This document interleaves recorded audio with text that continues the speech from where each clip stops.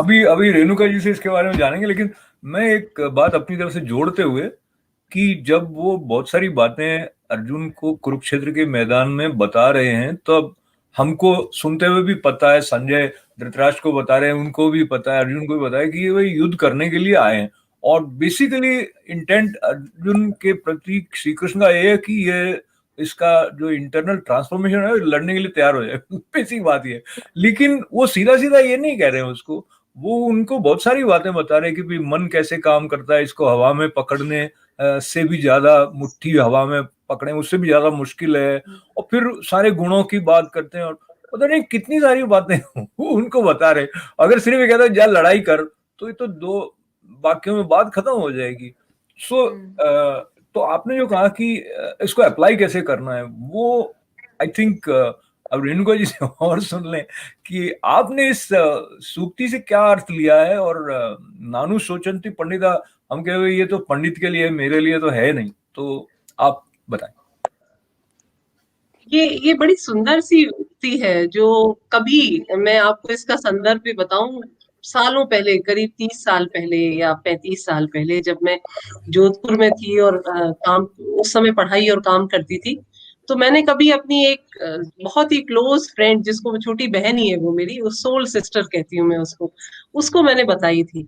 और कभी ऐसा था कि वो बहुत परेशान हुई होगी, तो मैंने उस वक्त गीता चूंकि पढ़ी रही थी, मैं उस पे काम कर रही थी, तो मैंने उसको कहा था कि कीर्ति नानु शोचंती पंडिता। तो अब उसने मुझे, वो मुझे मिली करीब 20-25 साल बाद, जो मैं आपको कह रही हूँ ना, बीज आपने मतलब कैसे काम करता है। तो उसने 25 साल बाद जब वो मुझे मिली, तो उसने मुझे कहा, रेणुका दीदी, मेरा पूरा घर आपको जानता है। मैंने कहा कैसे? तो कहती है कि है ना, मेरे घर में जब भी मेरे बच्चे परेशान होते हैं, या मेरे पति या परिवार में कोई भी होता है, तो मैंने ये वाक्य हर दिन दोहराया है, नानु शोचंती पंडिता। अब मुझे समझ में आया कि एक छोटा सा वाक्य किसी के जीवन को, किसी के परिवार को कितना प्रभावित कर सकता है। तब से फिर मैंने गीता में ना ऐसे कैप्सूल्स ढूंढने शुरू किए, जो मैं बहुत सारे हैं, जिसपे कभी मौका मिला तो हम धीरे धीरे चर्चा करेंगे। उसमें ये एक बहुत इंपॉर्टेंट कैप्सूल मुझे लगता है, नानु शूचंती पंडिता। अब यहाँ जब हम ये बात करते हैं कि कैसे, तो पहली बात तो ये कि कई बार ऐसा होता है ना, जब बहुत घोर संकट में है, कोई पुचकार के हाथ, सिर्फ सिर पे एक हाथ फेर दे और एक सुंदर सा वाक्य कह दे, है ना, एक एक समझदारी वाला वाक्य कह दे, नानु शोचंती पंडिता, तो थोड़ा सा दर्द और दुख तो वही कम हो जाता है। ऐसा लगता है कि नहीं, शोक, जब इतने बड़े व्यक्ति ने कहा कि शोक नहीं करना चाहिए, तो चलो इसको भी ट्राई करके देखा जाए, है ना। पहली बात तो ये। तो मुझे ऐसा लगता है कि छोटा सा वाक्य, जब भी कभी संकट हो, तो अपने भीतर गहरी सांस लेके सिर्फ इतना सा याद कर लिया जाए कि नानु शोचंती पंडिता, तो आपका आधा ग्रीफ, आपका बहुत सारा जो गम है, या बहुत सारी जो संकट है, या बहुत सारी जो आपकी वेदना है, वो उसके कम होने का चांस रहेगा, क्योंकि आपने एक बहुत बहुत महत्वपूर्ण बात को अपने भीतर डाला है। अब दूसरी बात, ये एक बहुत बड़ा पक्ष है जिसपे तो मेरा ख्याल है, एक मतलब पूरी गीता इसी पे काम कर रही है कि शोक कैसे नहीं किया जाए। क्योंकि अर्जुन कहता है कि हर बार मुझे शोक हो रहा है, मैं काम नहीं कर पा रहा, मेरे हाथ पैर काम नहीं कर रहे, पसीना आ रहा है, कपी छूट रही है। ये सारे शोक के, डिप्रेशन के कहिए, या एंजाइटी के फियर। लक्षण है ना, हाँ, फियर के लक्षण है। तो ये तो पूरी गीता इसी को डील कर रही है। लेकिन इसमें दो तीन चीजें बहुत महत्वपूर्ण है, जो चूंकि मुझे लगता है कि एक सूत्र के रूप में अभी कहे तो थोड़ी तो उस पे संकेत तो चला ही जाना चाहिए। उसमें मुझे लगता है कि अ, एक वो जो समता का भाव है, दरअसल शोक या तो सुख से दुख से उत्पन्न होता है ना। मन में कोई एक दुख आ गया, ग्रीफ आ गया, तो उसके कारण आपको एंजाइटी, शोक होगा, चिंता हो जाएगी। तो जरा सुख और दुख की जो परिस्थिति है, उसको थोड़ा सा न्यूट्रल होके अगर हम देखें, थोड़ा सा साक्षी भाव से देखें, या थोड़ी सी सजगता के साथ देखें, तो हम उसके साथ ज्यादा अच्छे से डील कर पाएंगे। अगर हम उसमें पूरी तरह इन्वॉल्व हो गए और पूरी तरह से, मान लीजिए संकट की स्थिति और रोने धोने बैठ गए, तो आप नहीं कर सकते उसको। आप जब आपको संकट में है तो आपको थोड़ी अपने आप को थोड़ा सा दूर कर लीजिए उससे, जहां उस परिस्थिति को आप देख सके, तो आप उसके साथ डीलिंग थोड़ी सी बेटर कर सकते हैं। और उस देखने के कारण क्या होगा कि आपको एक स्पेस मिल जाएगी उसके साथ समझने के लिए, है ना। अब सुख और दुख जो है ना, दरअसल सारा संसार इसी पे लगा हुआ है कि हमें सुख तो चाहिए लेकिन दुख नहीं चाहिए।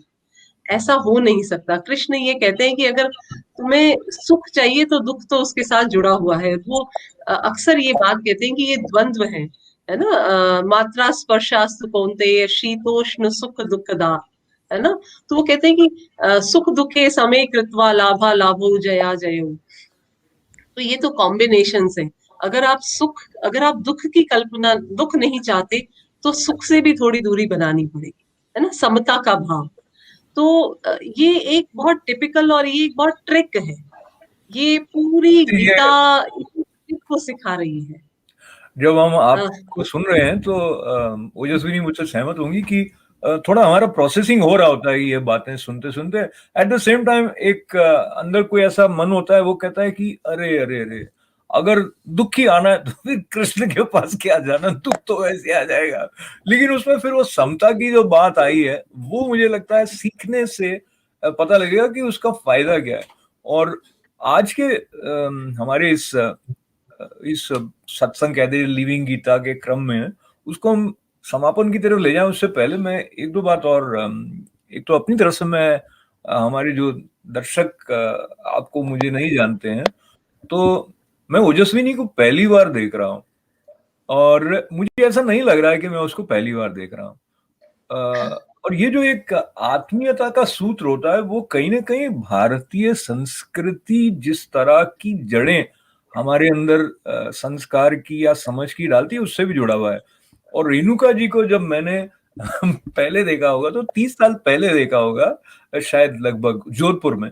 उस वक्त आप हाँ, विद्यार्थी थी और फिर बाद आप पीएचडी की आपने, और फिर इन्होंने संस्कृत में बहुत काम किया है, बहुत पुस्तकों का संपादन भी किया है। तो बाकी वो सारी चर्चा का संकेत मैं सिर्फ इसलिए कह रहा हूँ कि हमें जोड़ने वाली अभी गीता है और उसमें इतना आनंद आ रहा है। तो हम सबको जोड़ने वाली गीता है और हम सबके लिए बहुत सारा आनंद है, चाहे हम अपने एक दूसरे को नाम से जाने न जाने, शक्ल से जाने न जाने। क्योंकि जब श्री कृष्ण के स्वरूप के बारे में धीरे धीरे करके गीता से पता चलता है, तो कहते हैं मैं अपने अंश मात्र से ये सारी सृष्टि को धारण किए हुए हूँ। तो हम सब कृष्ण ही है अल्टीमेटली, अल्टीमेटली स्पीकिंग, ये बात हुई। पर ये हारमोनी की बात को मैं फिर से लाना चाहता हूँ, क्योंकि विपश्यना का जिक्र हुआ था और मुझे अवसर हुआ था गोयनका जी से भी एक बार यहाँ न्यूयॉर्क में मिलने का। तो मुझे पता चला उनका जो बैकग्राउंड था, वो स्वयं गीता पर प्रवचन करते थे पहले। फिर उनको लगा कि वो उससे रिलेट नहीं कर पाए, तो मुझे अफसोस हुआ कि ये क्यों नहीं रिलेट कर पाए वैसे। लेकिन अपना अपना प्रोसेस है, कुछ हमारे प्रारब्ध भी हैं। तो ऐसा करके ना एक फिर वन अपमैनशिप जैसी बात कहीं ना कहीं आ जाती, जो कि जब ओजस्वी ने कहा कि श्रद्धा हो कहीं भी हो, कहीं से भी हो, I think that is also very important कि अल्टीमेटली तो यहाँ ही है, अंदर ही है। पर ये भी श्रीमद् भगवद गीता में धरा हुआ है ये भाव भी कहीं, इस हारमोनी वाले प्रसंग को लेके। और मैं श्रेष्ठ हूँ, वो श्रेष्ठ है, मैं नीचा हूँ, इससे ऊपर आने की भी आवश्यकता रहती है आगे बढ़ने की दृष्टि से। पहले ओजस्वी ने इसके बारे में कुछ, फिर आपसे सुनेंगे रेणु भाई जी। एक्चुअली अभी जब मम्मा ये पहले बात भी कर रही थी, मेरे दिमाग में यही ख्याल बार बार आ रहा था कि वो जैसे समता की बात करी और ट्रिक की बात करी। फर्स्ट ऑफ ऑल ये भी इम्पोर्टेंट है देखना कि एग्जैक्टली समता होती क्या है, क्योंकि एक का मतलब एक वर्ड ही है पर उसके पीछे क्या है। तो I think this requires a longer discussion.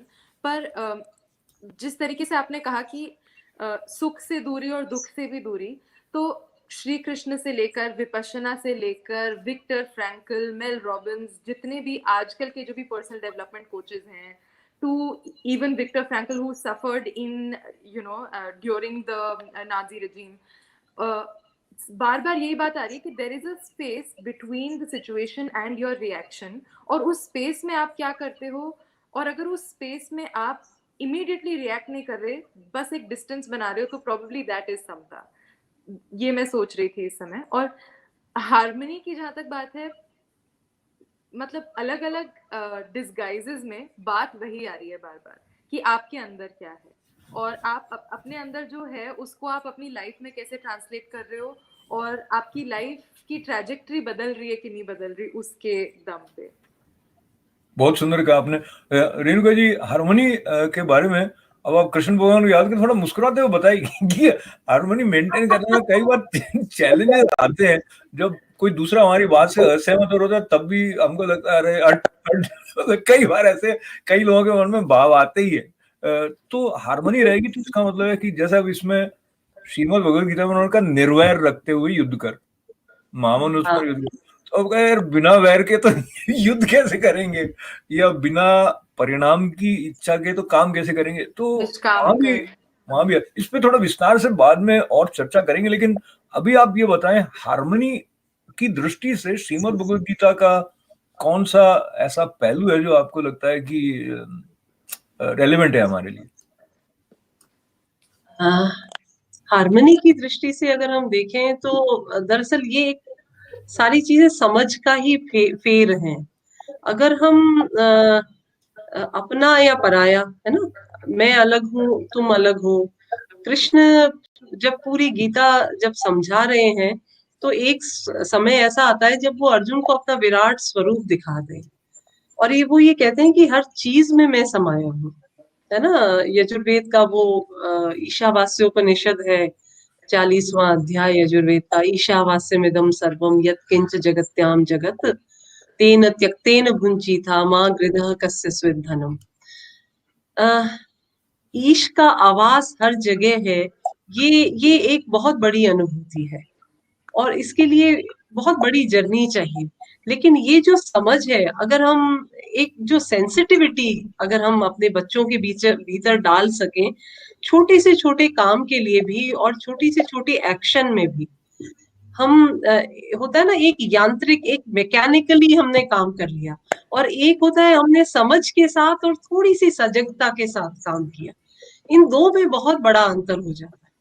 तो अगर हम कोई भी काम करें संसार का और उसपे थोड़ा सा प्रेजेंस ऑफ माइंड, या उस समय आप थोड़े से प्रेजेंट है, आप उसको थोड़ा सा सजगता के साथ कर रहे हैं, आपका जीवन बदल जाता है। और वो जो समझ है वो धीरे धीरे आपको पूरे संसार के साथ जोड़ने में समर्थ हो जाती है।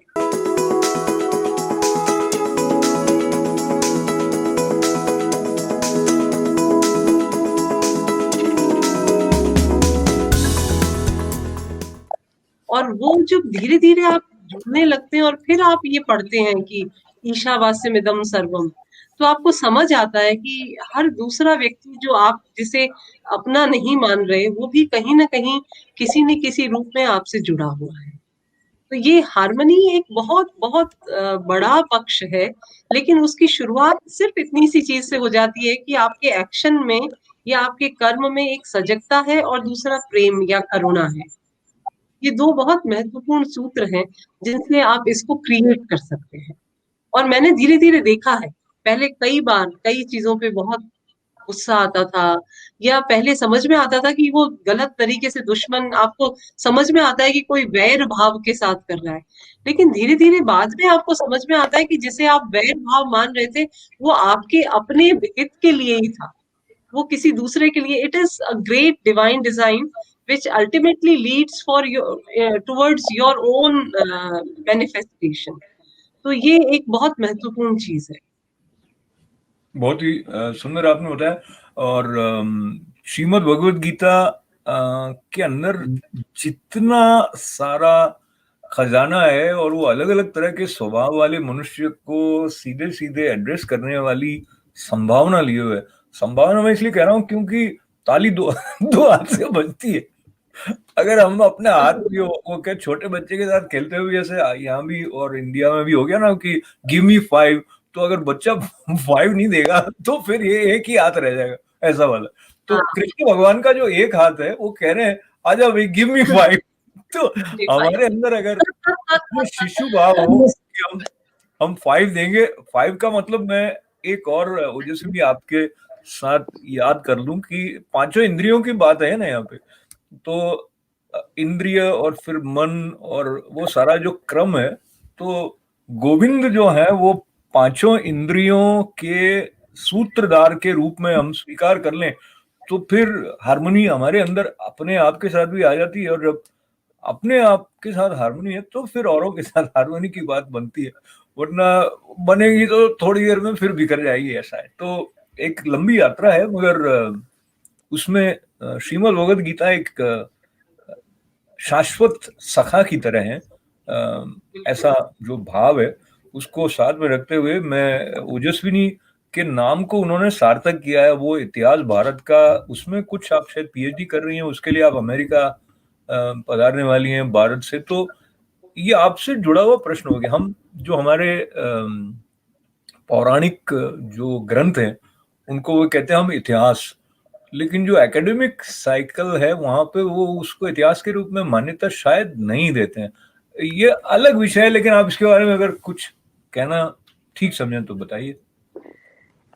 ये वैसे काफी हॉटली डिबेटेड टॉपिक है, और मेरा अब जो, मैं डिबेट में अभी नहीं जाऊंगी क्योंकि काफी काफी पहलू बताने पड़ेंगे उसके लिए to come to the conclusion, actually जिसका कोई कंक्लूजन है भी नहीं। पर अभी मेरा जो करंट फेज चल रहा है उसमें मेरा ये मानना है कि हर समय में इन एनी हिस्टोरिकल मोमेंट हम अपने वर्ल्ड को, अपनी आइडेंटिटी को और अपने पास्ट को एक तरीके से डिफाइन करना पसंद करते हैं। तो उस समय उस चीज को इतिहास कहा गया क्योंकि उससे आइडेंटिटी निकल रही थी, उससे हम अपने आप को आइडेंटिफाई कर रहे थे और अपने वर्ल्ड को डिफाइन कर रहे थे। और आज हम जिन मोमेंट से अपनी दुनिया को डिफाइन करते हैं वो बहुत डिफरेंट है उन चीजों से जिनसे उतने हजारों वर्ष पहले दुनिया डिफाइन करी जा रही थी। तो ये कहानियां होती हैं जो हम अपने बारे में बताना पसंद करते हैं कि मैं कहाँ से आ रही हूँ या मैं कौन हूँ। तो वो कहानियां हमेशा चलती हैं और ये एक बहुत ही हैवी डिबेट होती है कि ये कहानी सच है कि नहीं है। पर I think the beauty of it is that वो एक कहानी है जिसमें आप विश्वास करते हैं। It's not about whether something is objectively true or false, but what you think about it and how you relate to it. बहुत ही सुंदर। मुझे पता है सवाल ऐसा है कि अब मैं भी फोन करके कृष्ण भगवान ने बोला सर आप सच्ची में थे कि नहीं थे, वो कहेंगे मैं था भाई। तो ये नहीं आप मुझे भी नंबर दो, नहीं आपने किया है सही थोड़ी है। तो बहरहाल रेणु भाई, अगर आप क्योंकि इतनी एकेडमिक गोष्ठियों में जाती आती रही हैं और कहीं ये वाले संदर्भ संस्कृत के साथ भी जुड़े हुए रहते होंगे, तो अगर कुछ दो शब्द आपके भी। संस्कृत साहित्य जो है वो थोड़ा सा अलग तरीके से थी। जैसे ओजस्विनी अभी कह रही थी, तो हर समय का अपना एक इतिहास होता है और हर समय हर परंपरा अपने आप को अलग तरीके से देखती है। लेकिन मुझे ऐसा लगता है कि संस्कृत का, मुझे वो जो वैदिक साहित्य है जो ये बात कहता है कि सारा संसार एक है ना, यत्र विश्वम भवति एक नीड़म, मुझे वो चीज बहुत बहुत अपील करती है। और दूसरा मुझे एक जो मतलब एक विश्व मानुष का जो है कॉन्सेप्ट है वो मुझे बहुत अपील करता है। मुझे ऐसा लगता है कि संसार पूरा एक है और मनुष्य हर जगह का वो उसी की अभिव्यक्ति है। और जो वैदिक ऋषि था वो इसको बहुत बहुत प्रॉम्प्टली कहते थे हर जगह, वेदों में पूरी जगह मनोर्भव जनय दैव्यम जनम, हर जगह वो इसी चीज को कोट करते हैं कि संसार, पूरा संसार एक है और मनुष्यता जो है वो इसी में है कि व्यक्ति अपना मतलब अपनी जहां है उससे आगे एक गहराई में जाए और पूरी विश्व के साथ एकाकार हो सके। तो मैं इतिहास को इस रूप में लेती हूँ कि वो हमें वो छोटे छोटे पड़ाव बताता है जो ये बताता है कि मनुष्यता कब कहाँ गिरी और फिर हर, क्योंकि ये एक साइकिल है तो उसमें उत्थान और पतन, गिरना और वापस खड़े होना दोनों होते हैं। तो जब हम गिर रहे होते हैं तब ये नहीं मान लेना चाहिए कि अब हमारा समय समाप्त हो गया, सामने हम ये वापस मान लेना चाहिए कि फिर खड़ा हुआ जा सकता है। तो जब जब मनुष्यता के, जब वो जो ग्रे एरियाज आते हैं, जब वो बुराई का समय आता है, तो फिर से ये हमें एक होप दिखती है कि नहीं, इंसान फिर आगे बढ़ सकता है। और मैं संस्कृत के साहित्य को पढ़ते हुए हमेशा ये देखती हूँ कि जीवन का जो उजला पक्ष है ना, वो बहुत बड़ी चीज है, और वो हमें हमेशा आशा की तरफ और एक बड़े कैनवस की तरफ लेकर जाता है, जो बहुत बहुत जरूरी है देखना, सोचना और विचारना, और इस चीज को बांटना बहुत जरूरी है कि उजला पक्ष देखा जाए, सबके बीच में जो एक सूत्र की तरह एकत्व जो आत्मा का जुड़ा हुआ है, उसकी तरफ दृष्टि डाली जाए। छोटी मोटी छोटी मोटी ऊंच नीच या छोटा मोटा वैर ये सब चलता रहेगा, लेकिन फिर भी जो एक एक स्नेह का जो धागा है, जो सब जगह जुड़ा हुआ है, वो इतिहास की मैं एक बहुत बड़ी खाती मानती हूँ, एक बहुत बड़ी हमारे लिए ट्रेजर है जो हमें ये बताता है। तो बहुत ही सुंदर है। और बात जो आपने कही है वो ये धीरे धीरे की वजह से शायद आप मेरी तरफ देख रही होंगी। तो उन्होंने क्या किया कि संस्कृत और फिर वो सर्वभाव सर्वव्यापी जो एक अखंड चेतना और वो सब करते हैं, उन्होंने कहा कि जो प्रश्न आपने उठाया ना इसको तो अलग रख दो, इसको तो अलग रख दो, और जो एकत्व का भाव है उसमें स्थापित हो जाओ, जो कि श्रीमद् भगवद गीता भी कह ही रहे हैं, जो वो कह रहे हैं कि मैं सारी सृष्टि को अपने अंश मात्र से धारण किए हुए हूँ। तो फिर इस तरह के वाद विवाद कह दीजिए या अलग अलग मत मतांतर आएंगे, मगर सबके मूल में जो है उसको पकड़ना है। चाहे इतिहास को हम इस तरह से देखें या उस तरह से देखें, हम चाहें वहां से आगे बढ़ना आवश्यक है। और आगे बढ़ने के क्रम में हमने जो श्रीमद् भगवद गीता को माँ के रूप में देखने का जो एक दृष्टि गुरु कृपा से प्राप्त की है, जिसको लेके भारत में कई ऋषि मुनि साधक बल्कि भारत से बाहर भी जुड़ते हैं, तो एक वो भी तरीका है। लेकिन जो जिस तरह से भी जुड़े, माँ तो नहीं कहती है कि तू मुझे उसी नाम से बुलाएगा तो मैं तुझे गोद में लूंगी, वो तो गोद में ले ही लेती है। और बल्कि जितना भी पोषण की दृष्टि से शारीरिक ही नहीं बौद्धिक और आत्मिक स्तर पर भी करने की आवश्यकता होती है, तो माँ करती है। तो उसी तरह का भाव लेके कम से कम मैं गुरु कृपा से ऐसा विनम्र जो प्रयत्न कर रहा हूँ, उसमें ये लिविंग गीता का क्रम जो प्रारंभ हुआ है और रेणुका जी जुड़ गई और ओजस्विनी जी जुड़ गई, तो एक वो क्या कहते हैं, और उसमें ऊंचाई आ गई। तो बहुत सारी मंगल कामनाओं के साथ में ये वाला जो क्रम है वो जारी रहेगा हमारा। पर चलते चलते ऐसा होता है कि अगर ओजस्विनी कुछ और जोड़ना चाहें, आप कुछ और जोड़ना चाहें, तो उसके लिए थोड़ा समय रखा गया है। ओजस्विनी, किस चीज के बारे में? तो पूरी जो हमारी संवाद हुआ इसी बारे में कोई आपको लगा कि हाँ ये क्या था या क्या रह गया या ऐसा कुछ? आई थिंक इंटरेस्टिंग बहुत ज्यादा था, पर वही बात है ना कि प्रैक्टिकल सेंस में किस तरीके से उतारे हैं, और अगर in terms of audience reachability या फिर रिलेटेबिलिटी, अभी के समय में कोई इसको किस तरीके से इन सब जैसे सारे टर्म्स है, निष्काम कर्म हो गया, समता हो गई,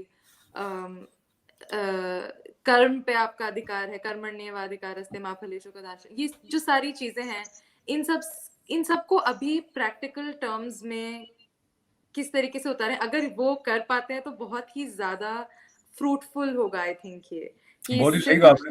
प्रैक्टिकल सजेशंस ले जा सकें जो हम एक्चुअली अप्लाई कर सकें लाइफ में। रेणुका जी, आप इसको रिस्पॉन्ड करना चाहेंगे? बिल्कुल, निश्चित रूप से। पहला तो जब भी कभी संकट आए तो नानुशोचन्ति पंडिता याद कर लो। लेकिन ये बात बहुत सही है, इतना सहज नहीं है। ये एक अगर इतना सहज होता तो इतने हजारों सालों से जो मनुष्यता की जो समस्याएं हैं वो सुलझ गई होती। तो इतना सहज तो नहीं है, लेकिन असंभव नहीं है, ये भी हमें इसी से पता चलता है। तो ये हमारी बहुत अच्छी एक यात्रा हो सकती है, जिसमें हम धीरे धीरे ग्रेजुअली इस पे विचार कर सकते हैं कि इसको कैसे किया जाए। एकदम ऐसा नहीं हो सकता कि तुरंत आपने किया और हो गया और तथास्तु हो गया, ऐसा कतई नहीं संभव है। लेकिन हम ग्रेजुअली इस तरफ बढ़ सकते हैं और हम जीवन को इस पटरी पर डाल सकते हैं कि इस तरफ बढ़ा जाए और इसको कोशिश करके देखा जाए कि क्या ये जीवन में संभव है। क्योंकि जब हम एक एग्जाम्पल के रूप में हमारे पुराने जितने भी चीजें हैं, इवन हमारे हर परिवार में जो पुराने जो बुजुर्ग लोग हैं, उनमें से बहुतों को हम देखते हैं जिन्होंने इसको जिया और बहुत सुंदर तरीके से जिया। तो कम से कम ये हमारे सामने एक श्योरिटी है कि it is possible, but yes we have to evolve it, we need to work on it. And definitely हम धीरे धीरे जब बात करेंगे तो चीजें बहुत सारी खुल के सामने आएंगी और हम इस पर काम कर सकते हैं, बच्चों अपनी युवाओं के साथ काम कर सकते हैं। क्योंकि मैं ये मानती हूँ अशोक जी कि गीता जो है ना वो युवाओं के लिए है मुख्य रूप से। अर्जुन जो है वो यूथ को रिप्रेजेंट करता है, तो अच्छा, इसलिए बहुत मैंने माइक ले भावना। लेना है आप दोनों से अब समापन करने के लिए। तो आपकी बात से ना मैं एकदम त्वरित गति से प्रेरित हो गया ये कहने के लिए कि गीता जब आप कह रही हैं कि युवाओं के लिए, तो मैं समझता हूँ कि हर कोई युवा है, और युवा की एक बिल्कुल बड़ी भाषा ये है कि जिसमें सीखने की ललक है वो युवा है, और हम सभी सीखना चाहते हैं। कम से कम मैं तो युवा हूँ मैं तो युवा हूँ ही हूँ। और दूसरा दूसरा जो ओजस्विनी ने कहा कि इसको लागू कर सकें, तो इसके बारे में भी श्रीमद् भगवद गीता में बहुत जगह पे वो संकेत जो दिए गए हैं उसमें तो अभ्यास की महिमा भी बताई गई है। और उन्होंने कहा ये जो योग है वो जिसका युक्ताहार विहार है, मतलब प्रॉपरली खाता है, बहुत ज्यादा भी नहीं खाएगा, बहुत कम भी नहीं खाएगा, बहुत ज्यादा भी नहीं सोएगा, बहुत कम भी नहीं सोएगा, ऐसे बहुत सारे पॉइंटर्स उसमें दे रखे हैं।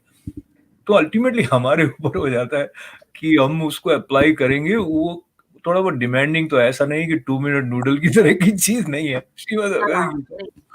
पर बहुत ही आनंद आया, खास करके जैसे जैसे हम जुड़ते हैं एक दूसरे के बारे में भी हमें अधिक पता लगता है, और जो हमारे ऐसे ग्रंथ हैं जो कि शाश्वत मूल्य लिए हुए हैं उनसे भी जुड़ते हैं तो थोड़ा थोड़ा और पता लगता है। तो पता लगना जो है ये मुहावरा के रूप में कई जगह ले जाता है, पता लग जाएगा और यहाँ ज्ञान की दृष्टि से है तो ज्ञान है वो वाला है जो सा विद्या या विमुक्त, ये मुक्त करने वाला ज्ञान है। तो ओजस्विनी जी का बहुत सारा धन्यवाद है, जय श्री कृष्ण। और रेणुका जी का धन्यवाद, जय श्री कृष्ण। और ये जो आनंद, बहुत धन्यवाद है। और ये जो क्रम है लिविंग गीता का वो जारी रहेगा। और आपको कैसा लगा ये तो आप बताएंगे तो पता लगेगा। और मुझे लेकिन ये विश्वास है कि आपको बहुत ही अच्छा लगा होगा। तो बहरहाल लिविंग गीता के इस क्रम में आप जुड़े, आपको बहुत सारी मंगल कामनाएं, धन्यवाद।